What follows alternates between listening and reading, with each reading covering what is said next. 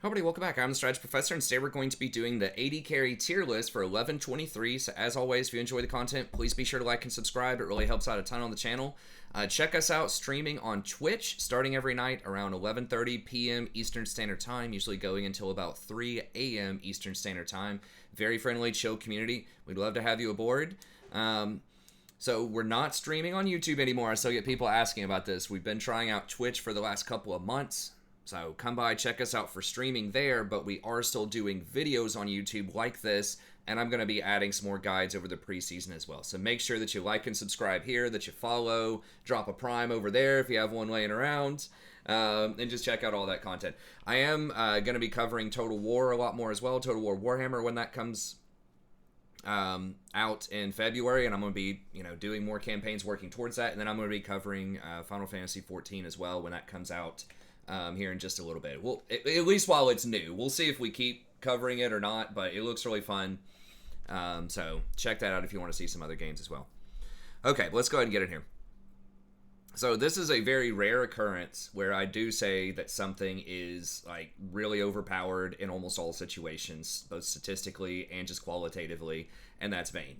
If you guys have been watching my channel, I don't often do that. I don't say something is, extremely overpowered. I say it's good in a certain situation or not. I try to not all caps you guys. This is an all cap situation.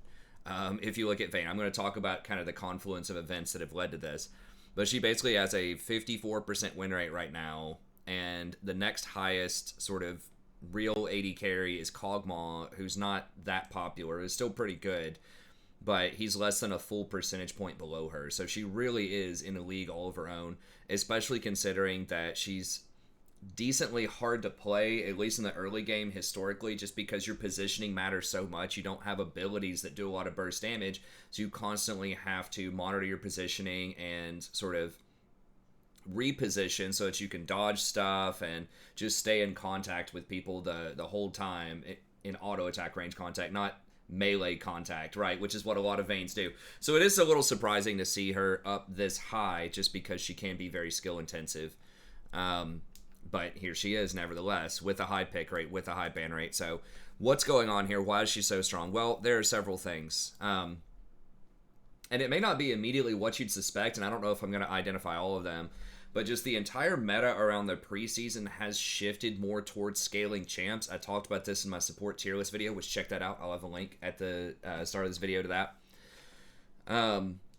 But a lot of it has shifted towards later game, and there are a few reasons for that. Number one, you have the new catch-up mechanic bounty system with towers and objectives. So if you fall behind early, you can still scale and get back into the game later, and it kind of stalls the game out a little bit longer too, maybe an extra 3 minutes. I don't know the exact stats on the timing of the average game, but it certainly favors scaling champs, and Vayne is an extremely good scaling champ. They've also nerfed early game scuttles, so they don't give the jungler as much of an early advantage as they used to, so that means that some people have been shifting more towards scaling junglers rather than just early gank junglers like Lee Sin. You're still seeing some Lee Sins, but you're seeing more like Kha'Zix's, Diana's, Eve's, just a lot of stuff like that that really doesn't gank super well early on, and so that means that Vayne's going to get more of a free laning phase, which is very good. And also, as a consequence of this scaling over time, you're seeing a lot of enchanters coming online as well, and Vayne loves enchanters. At least you should love enchanters if you play Vayne, because she scales extremely well with a lot of the items that they get, namely Ardent Censer. It's very, very good, gives you extra attack speed and extra on-hit damage, provides you with some nice shields. If it's Lulu, it's going to give you extra movement speed and attack speed as well. Lots of on-hit damage. Lulu's fantastic with Vayne. Give her about 80 or 90 extra on-hit damage just from the picks. So they really enhance what you want to do. Like, she's okay with hard engaged champs like your Leonas, your Nautiluses. Obviously, you can do that. But the fact that you don't have a lot of burst damage means that you probably can't just like immediately blow somebody up when the Leona jumps on him, which again, it's like, it's not the end of the world, but it just doesn't pair together with stuff like Leona as well. Vayne doesn't, as well as like a Jhin or a Misfortune. So, for a lot of the past year, it's been all about that burst damage, that upfront Leona plus Misfortune or Jen or whatever. But now it's going back towards the scaling over time. And the enchanters perform better in that scenario, and Vayne performs better with enchanters because she has such high sustained damage, and they really amplify that. They make the fights go longer by shielding and protecting people. So you don't have the burst, but you gain major advantages in, fights that last longer than 5 seconds, which is something that Vayne excels at. Another thing that's been kind of building up over the last however long, 6 patches or so, is this build of Shield Bow plus Wit's End. And this is particularly difficult for a lot of teams to deal with because Shield Bow obviously is going to give you that ridiculously huge shield. It has the Vamp Scepter in it, so now she can sustain through lane. If you take Vamp Scepter and then you take Ravenous Hunter, which is what people will usually take, you can sustain through a lot of their harassment in lane. And if you have an Enchanter, they can sustain you also through a lot of their harassment in lane. So it's hard to bully her out in the early game with just poke. And, her E, her Condemn, really, if you time that correctly, you can push back a lot of engage and make it very difficult to get on you as well. And, of course, you have a Tumble that's on a very short cooldown. If you utilize that correctly, it's very hard to hit skill shots on her. So it's hard to all-in her, and now it's hard to poke her. And then once you get that Shield Bow completed and activated, then it just gives you such a massive edge against high burst damage. So you're going to be resilient to that. And then she's going to out-damage almost anybody 1v1, as the game goes on, if the fight is extended, right? If it's like a 10-second fight. Just because she can maneuver around. And that makes her very good against a lot of these bruisers as well, like the or fighter type of champs, your Camille's, your Rivens, your Fioras, and stuff like that. Like, they're still going to have a pretty good matchup against her, depending on, the state of the game, but she's going to have a much better chance against them than a lot of other ADCs, just because she does have that ability to reposition. And so you can't burst her with Shield Bow, you can't really run her down very easily, because she has all that movement speed, she gets to go invisible, and she just has all these tools to win long fights. So the bursting's off the table, poking's off the table, because now she can just sustain through that. And when you take Wit's End second, that further makes it difficult for people to burst her, right? Because a lot of that burst damage right now is magic damage. There are still AD champions out there, of course, but if there's 1 or 2 magic people on your team, then having that 50 magic resist is also going to make it extremely difficult to burst her. So this has been, kind of a newer innovation. Not that new, but like in the last 6 months or so, with Shield Bow plus Wit's End. And she just has so much baseline damage just because of her true damage on her Silver Bolts that she can afford to go for these kind of cute utility items and still do a ton of damage later on, because she doesn't have to do the burst up front. She just has to live and do respectable sustained damage.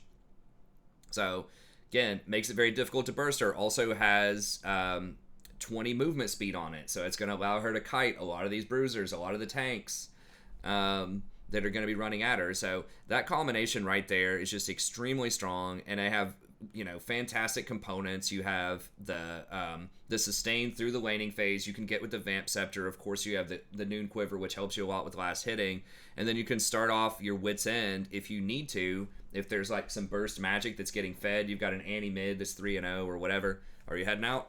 Okay, see ya. Thanks for your help, as usual.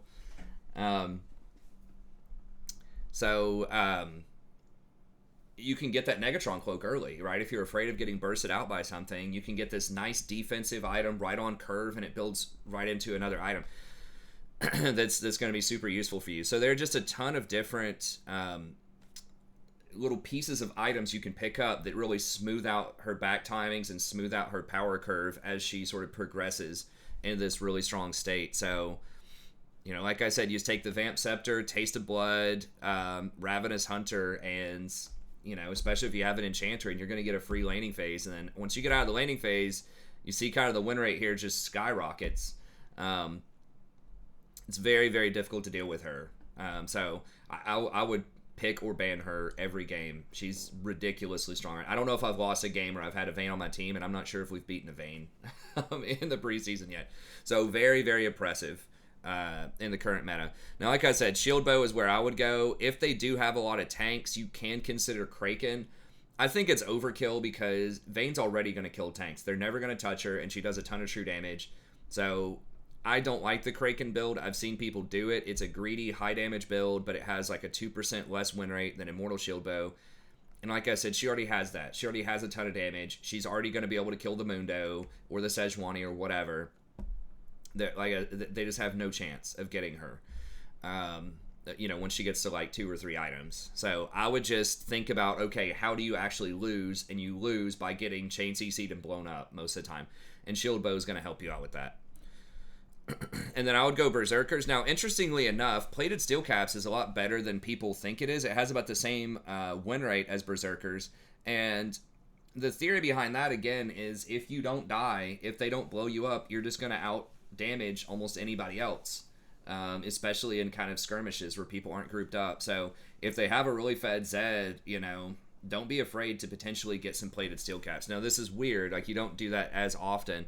But if they have, like, 4 AD, it's okay because you have so much true damage. You have so much attack speed already built into your kit just from your items, lethal tempo, all that kind of stuff, that you can get the luxury of going with this. And remember that this armor and that reduction does scale with the shield on Shield Bow. So, and it works really well with lifesteal as well because it builds you time to land more autos and get more lifesteal.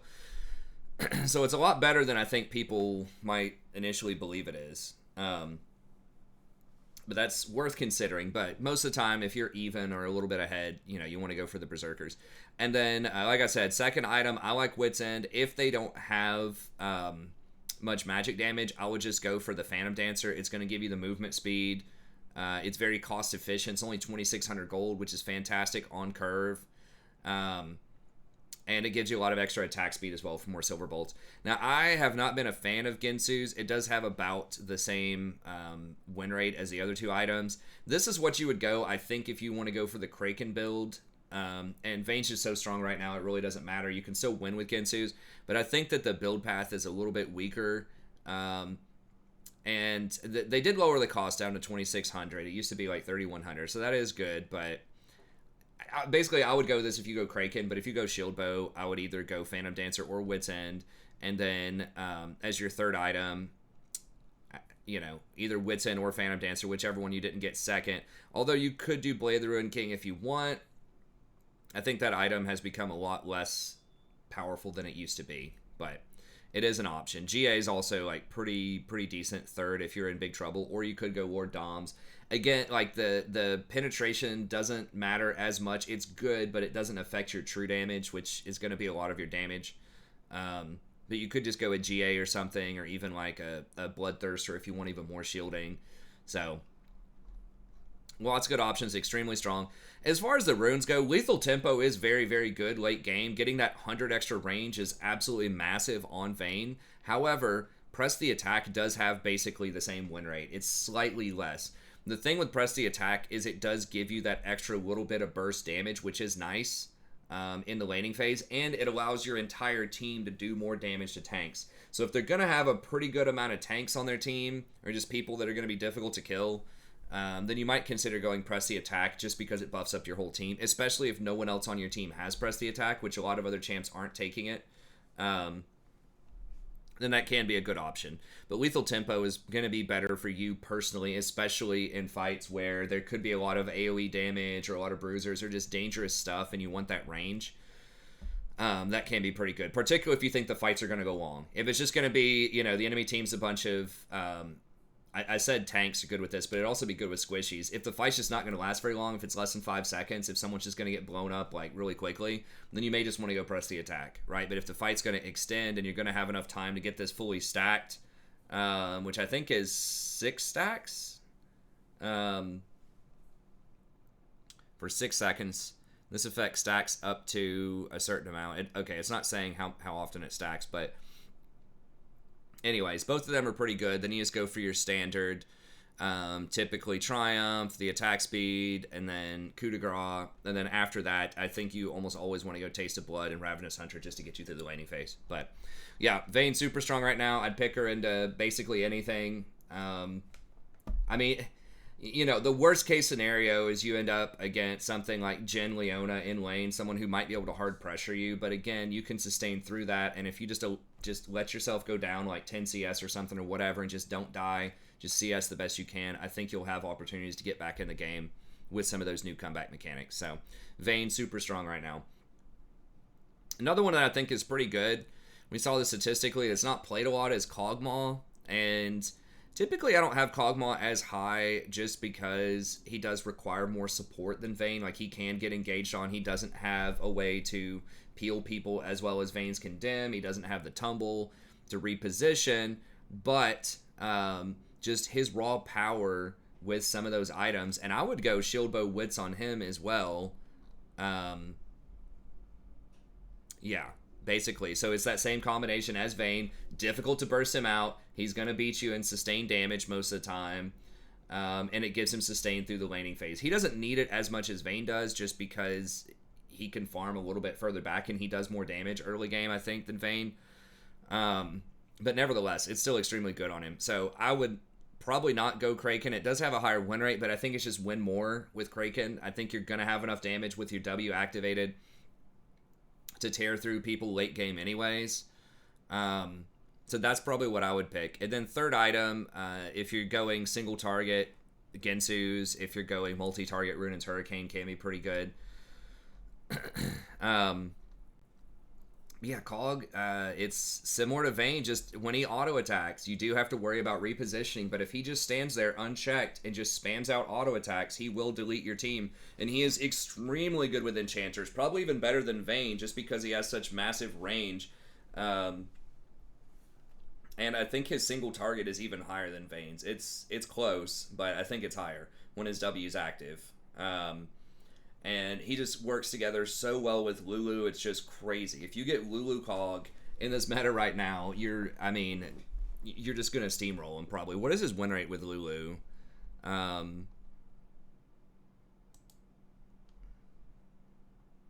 55% when he's paired with Lulu. So that's a very classic combination, and the reason that's so good is because Lulu, like the movement speed and the extra magic attack damage off of picks, that extra 80 or 90 magic attack damage, and the attack speed that you get off of that just works so well. And with her ultimate, it makes it, especially if he has shield bow, there's just no way you're going to blow him up fast enough. And then she gets Ardent Censored too a lot of times early on. So she's just kind of the premier champion that buffs up single target auto attacking champions, and then he is a premier single target, auto attacking champion. So they just go together like peanut butter and jelly. It's really, really strong. He's also very good with a lot of other enchanters. You see like Nami's also 55%, Janna's like 53%. So in a meta that's dominated by enchanters, you want to see him.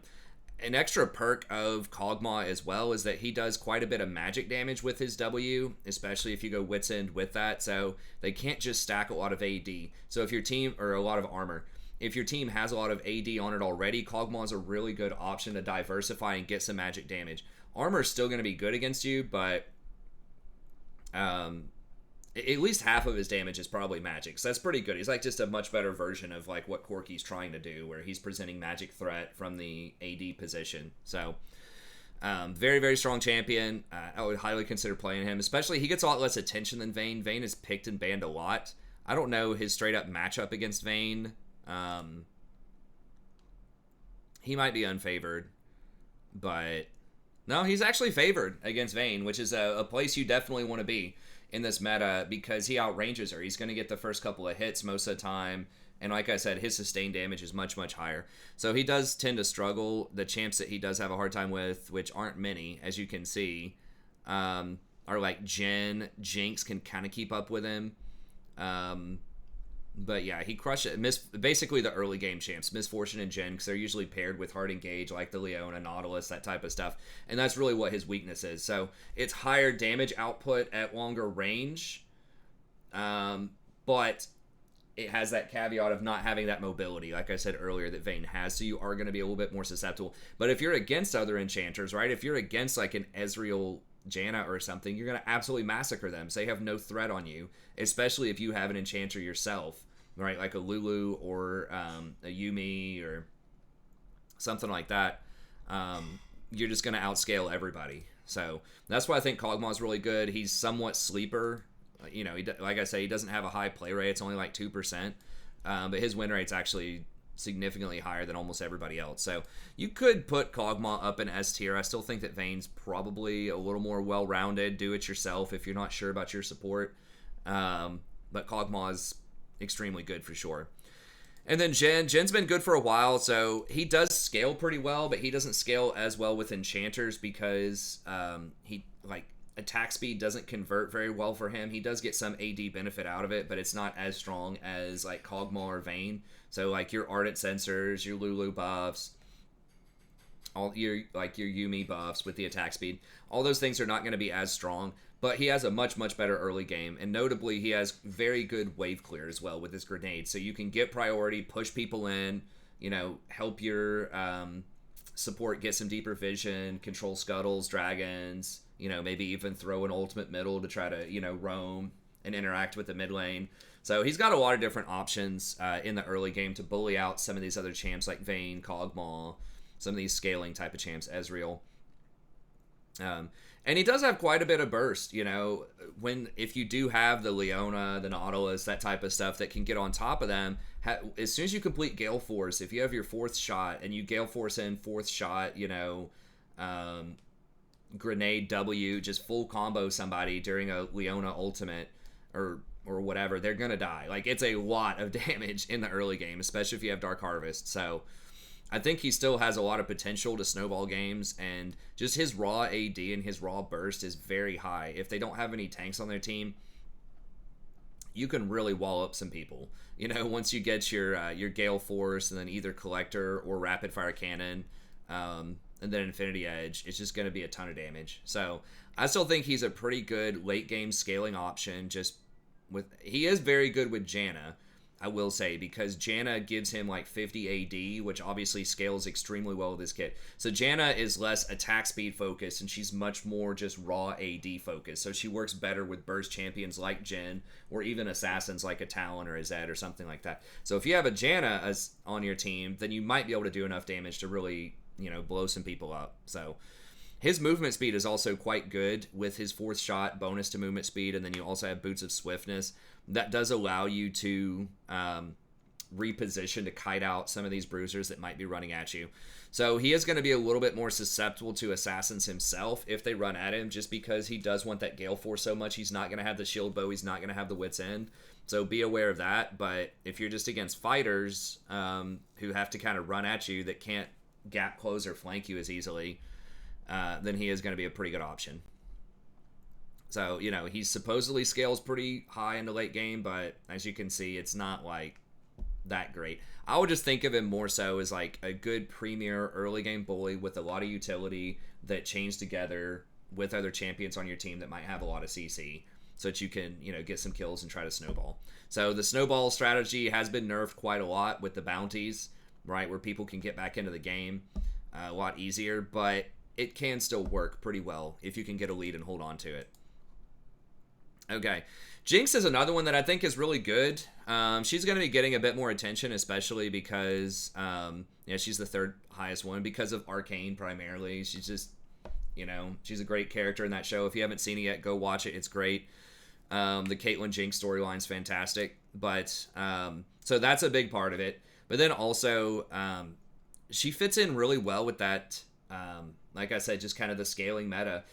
Now, she starts off having some pretty strong range and wave clear with her rockets early on, which is very good. And then she gets even more range off of that lethal tempo. So she's going to have like 750 range or something when she gets that fully triggered. So it's just going to be like insane long range. Now, she doesn't scale as well with attack speed and teamfight situations. It is still really good. But the fact that when she turns on these rockets, then it lowers, you scale 10% less with bonus attack speed. So it is still like good on her. You still want to get attack speed, but it's not as good as it is on Vayne and Kog'Maw to have the Lulu buffing you up or the Ardent Sensor, all that kind of stuff. But it's still pretty good. And typically she is going to go Kraken. Again, you're going to be vulnerable to all-in and burst when you're playing Jinx, especially if you're going Kraken. She doesn't have any percentage damage like Kog'Maw or true damage like Vayne, so she still does a lot, but you might need Kraken to get through tanks versus the other ones may not need Kraken to get through the tanks. So that does limit your options. Shield Bow is about the same win rate. I would probably get Shield Bow a lot of times. It's so good that you can't get Wits End to go with it. I mean, I guess you can. A lot of people don't do it. It does have a decent win rate. But Hurricanes is just so good on her because each one of those Hurricane bolts turns into a rocket when you have your rocket gun initiated. And so if 3 people are standing together and all 3 of them get hit by a rocket, that's basically 9 hits because each rocket's going to hit 3 people. So 3, 3, 3 is 9. So she's probably the best at bunched up 5v5 team fights as far as scaling because Kog'maw does single target really well. If you take Runins, he's actually pretty good at AoE as well because I think each one of the bolts also applies his W on Runins, I believe. So he's pretty good at AoE as well. Vayne is, a single target specialist. So she's good. She does a lot of damage. Very good in 5v5 clean team fights. It's just she is going to be more vulnerable to all-ins, to burst damage. So you got to be careful with your positioning. But you do have longer range than Vayne. I think it's about the same as Kog'Maw. You do have your Chompers to help protect you a little bit, which are very nice. You have some pretty good burst damage and poke with your Q in the laning phase. And then obviously once you get your super rockets, you can almost always snipe out 1 or 2 free kills in the game. So she has a really nice kit, really good scaling. You just got to be careful with your positioning because you're going to be punished if you're out of position a lot of times. She doesn't have a lot of great ways to escape. So really strong champ. I just think she's just a little bit behind Vayne and Kog'Maw just because of, just her kit, that she doesn't have that free scaling, so she can't get those defensive items as well. But she's still really good if you just want that pure, just hard-hitting, scaling ADC who's got some nice tools for the laning phase. I think she's going to be a good choice. Twitch is another one, and we'll just spend a couple more minutes on this because I don't want this to be too long. I'd love to keep it under 30 minutes. Twitch is another one who's almost always underestimated. It's very good with a lot of these items. Now, he doesn't really want to do the defensive items as well, so he is going to be vulnerable to all ends. Although I will note, a lot of people do go Kraken. Shield Bow does have a 3% higher win rate. Now, it's a much lower play rate, but it's something that's definitely worth considering. If they don't have a lot of mega tanks, consider going Shield Bow.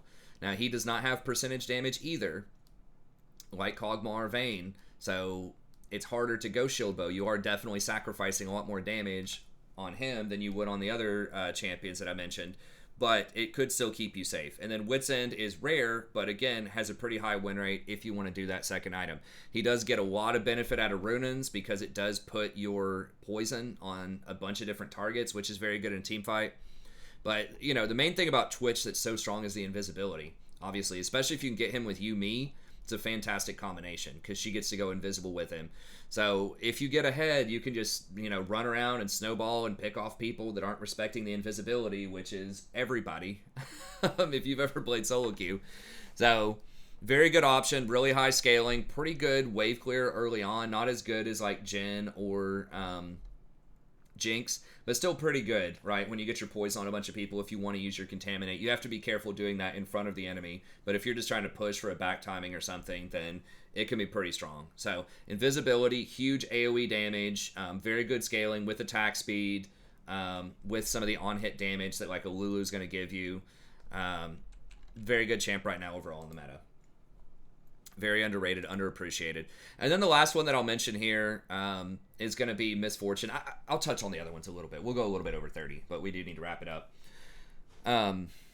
Misfortune was, the darling of Worlds. Like, she was very good in the early rounds, and then she kind of fell off later, but I still think she ended up doing pretty well overall. And she just has a really good kit, especially for the early game and kind of those early mid-game team fights. She just does a ton of damage. Right, so she has the Make It Rain for free poke in the laning phase. It's going to allow the Leona, the Nautilus, whatever, engaged champion to basically automatically hit their hooks unless the enemy has a flash or a dash.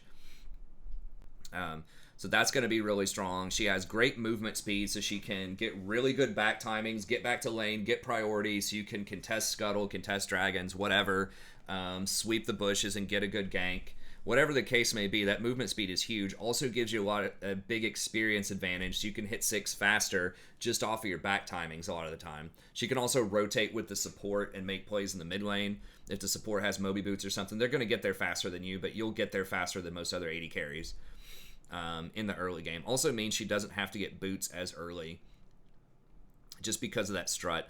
And then double up is really good poke if you can learn how to time that correctly and people are standing too close to the minions. You know, you can do a ton of damage to them. And then she has a few different itemization options that are pretty good. It looks like people are kind of digging the Gale Force Collector combination right now.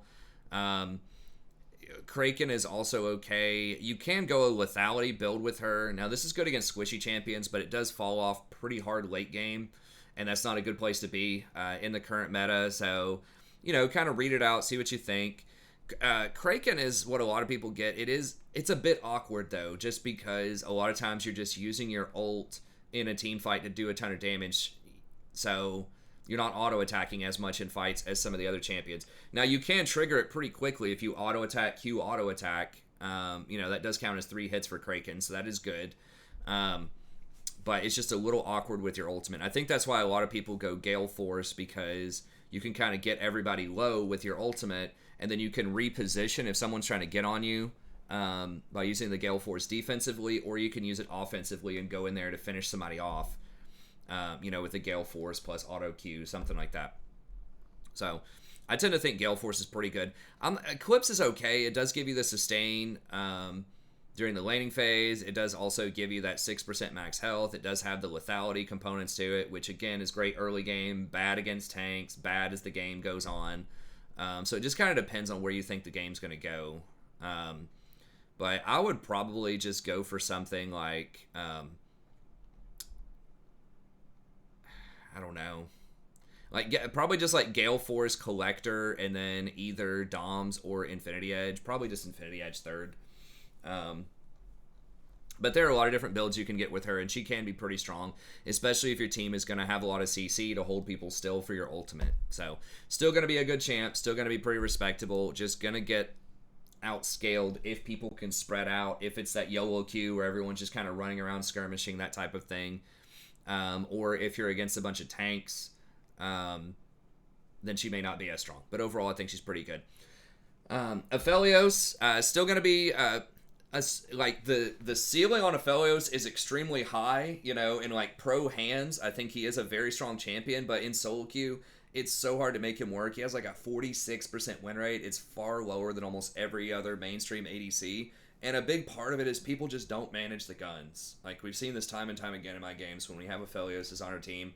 They just don't manage the guns properly. You know, they'll just blow through their red gun, you know, early on, and then they'll be stuck with, like, sniper plus purple, or, you know, just some of these other combinations that aren't really that great for team fighting.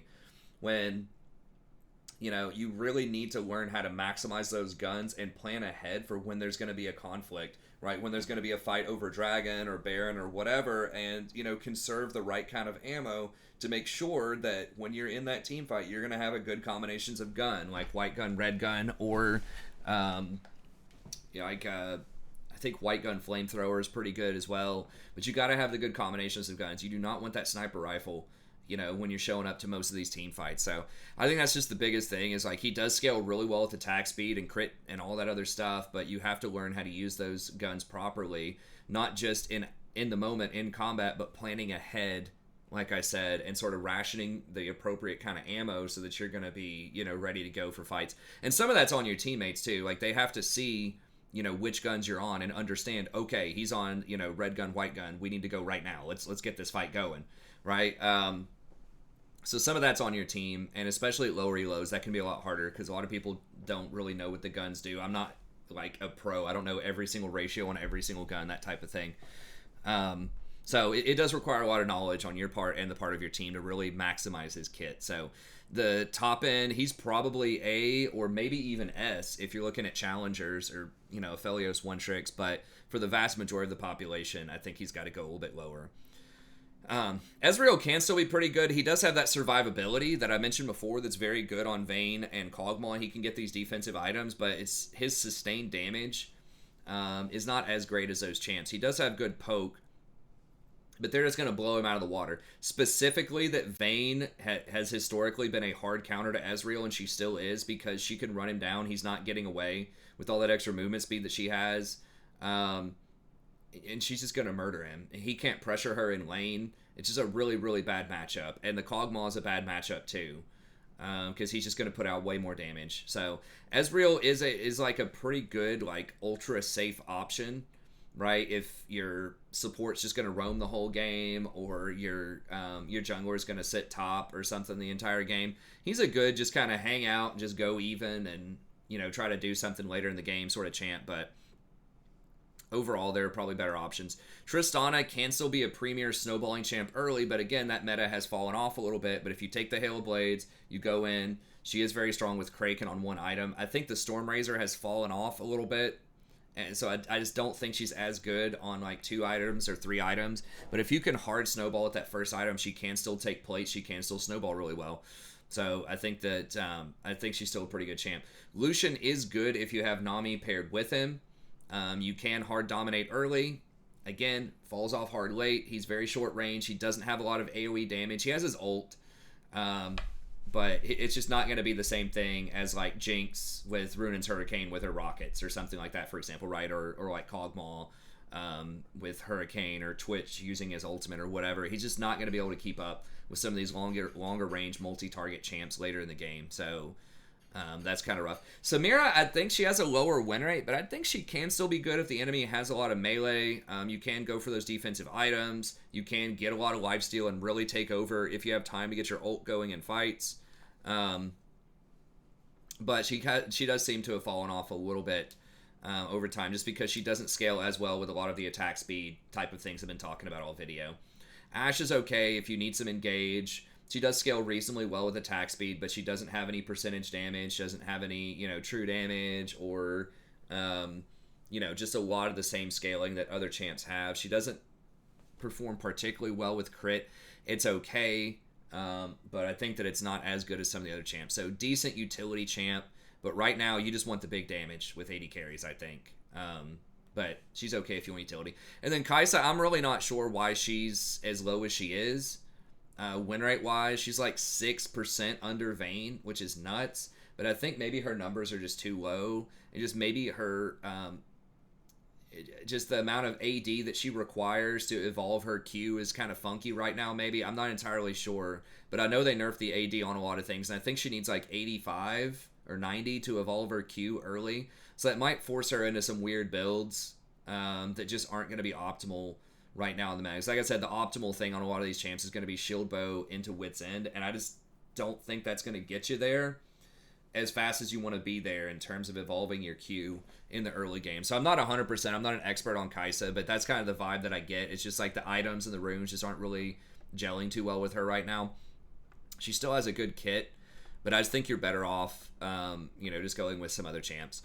And then Cassiopeia is kind of my sleeper pick that I'll just mention here at the end. I think that she does have like a 51.5% win rate, so it's about on average with most of the B champions, but she is hard to play. She's kind of a weird pick. But if you want really strong magic damage in the bot lane, you could choose Cassio. The Frost Queen's item is really good, and then I think the new